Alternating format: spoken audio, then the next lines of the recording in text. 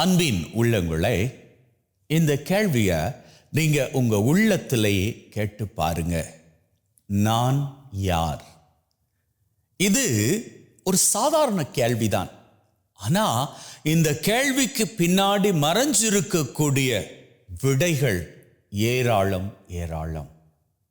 நான் யார் அப்படின்னா, ஒவ்வொருத்தரும் இதை நிச்சயமாக ஏத்துப்பீங்க அப்படின்னு நான் நம்புறேன். நான் 3 முகங்கள் கொண்டவர். முகம் நான் எல்லாருக்கும் காண்பிக்கின்ற என்னுடைய முகம். 2வது முகம் என்னுடைய நண்பர்களுக்கு மாத்திரம், என்னுடைய உறவுகளுக்கு மாத்திரம், என்னுடைய குடும்பத்தாருக்கு மாத்திரம் நான் காண்பிக்கின்ற முகம். 3வது முகம் நான் யாருக்குமே காண்பித்து கொள்ளாத என்னுடைய தனிப்பட்ட முகம், தனிப்பட்ட வாழ்க்கை. ஒவ்வொரு மனுஷனுக்கும் 3 விதமான முகங்கள் அல்லது போனால் 3 விதமான வாழ்க்கை இருக்கத்தான் செய்கின்றது. ஒன்று, அவன் வெளிப்படையாக சமூகத்தில் வாழுகின்ற பொழுது காட்டிக்கொள்ளக்கூடிய வாழ்க்கை. அந்த வாழ்க்கை எப்படி வேண்டுமானாலும் இருக்கலாம். அநேக தடவையில் அந்த வாழ்க்கையில் அவன் ரொம்பவும் விவேகமாக நடந்து கொள்வதை கூட நாம பார்த்துக்கலாம். அதான் சில பேரை நாம இப்படி சொல்ல கேள்விப்பட்டிருக்கிறோம் இல்லையா? ஊருக்கு இவர் ரொம்ப நல்லவர், ஆனா குடும்பத்துல ரொம்ப கொடுமையானவர். இப்படி நாம கேள்விப்பட்டிருக்கிறோம் இல்லையா? அல்லது ஊரை பொறுத்த மட்டும் இந்த ஆளு ஒரு சும்மா ஏதோ ஒண்ணுக்குமே லாயக்கில்லாதவர், ஆனா குடும்பத்தை நடத்துவதில் கம்பீரமானவர்.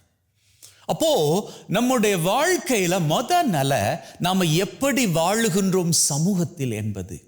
2வது நிலை நம்முடைய குடும்பத்தில், நம்முடைய உறவுகள் மத்தியில், இன்னும் சொல்ல போனால் நம்முடைய நெருக்கமான நண்பர்கள் மத்தியில். அங்க நாம நம்ம குறித்து ரொம்பவும் இன்னும் அதிகமாக வெளிப்படுத்திக் கொள்வோம். ஏன்னா அவர்கள் தான் எங்களது கம்ஃபர்ட் ஜோன், எங்களுக்குள்ளாக இருக்கக்கூடிய, எங்களை புரிஞ்சு கொள்ளக்கூடியவங்க. அவங்க கிட்ட கொஞ்சம் நாம ஃப்ரீயா இருந்துப்போம். 3வது, யாருக்கிட்டையுமே நாம வெளிப்படுத்த விரும்பாத நம்முடைய தனிப்பட்ட வாழ்க்கை. ஆனா அந்த தனிப்பட்ட வாழ்க்கை நமக்கு மட்டுமல்லங்க, தெய்வத்துக்கும் தெரியும்.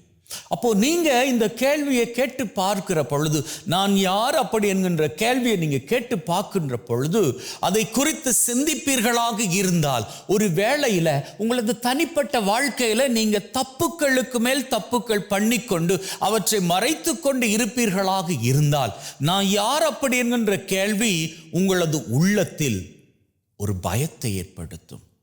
வாழ்க்கை என்பது பயந்து பயந்து வாழ வேண்டிய ஒன்று கிடையாது.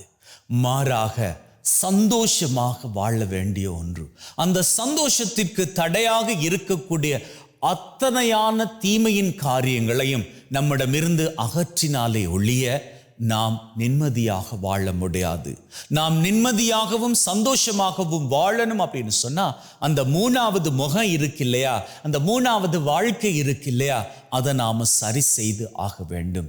அப்பொழுதுதான் நம்மை பார்க்கின்றவர்கள், ஐயோ எவ்வளவு நல்லவனாக இருக்கிறான் அப்படின்னு அவர்கள் நம்மை பார்த்து சொல்லுகின்ற பொழுது உள்ளத்தில் நாமும் சொல்லிக் கொள்வோம், அவர்கள் சொல்வது உண்மைதான்.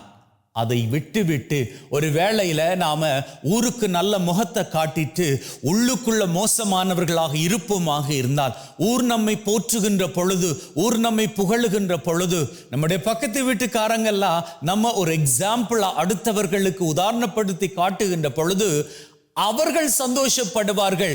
நாம சந்தோஷப்படுவது போன்று முகத்துல மலர்ச்சியை நாம காண்பிப்போம். ஆனா உள்ளம் சொல்லிக் கொள்ளும், இதற்கு நீ தகுதியானவனா அப்படின்னு. இன்னைக்கு வேதத்துல இயேசு கிறிஸ்து ஆண்டவர் தன்னை குறித்து மற்றவர்கள் என்ன நினைக்கிறாங்க அப்படின்னு சொல்லி கேட்ட பொழுது பேதுருவானவர் உடனடியாக சொன்னார், நீர் மெஸ்ஸியா. அவர் உலகத்திற்கு மெஸ்ஸியாவாக இருந்தார். தன்னுடைய சொந்த குடும்ப வட்டாரம், தன்னுடைய சீடர்கள் வட்டாரம், அவர்களுக்கு மெஸ்ஸியாவாக இருந்தார். அவர் உள்ளத்தில் மெஸ்ஸியாவாக இருந்தார்.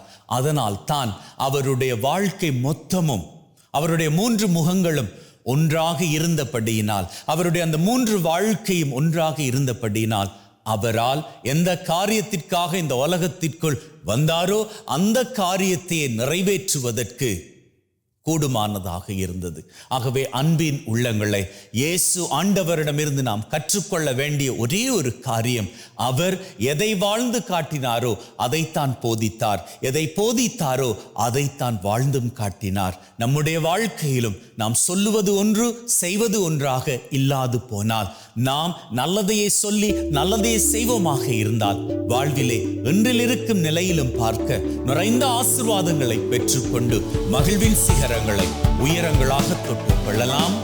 ஆமென்.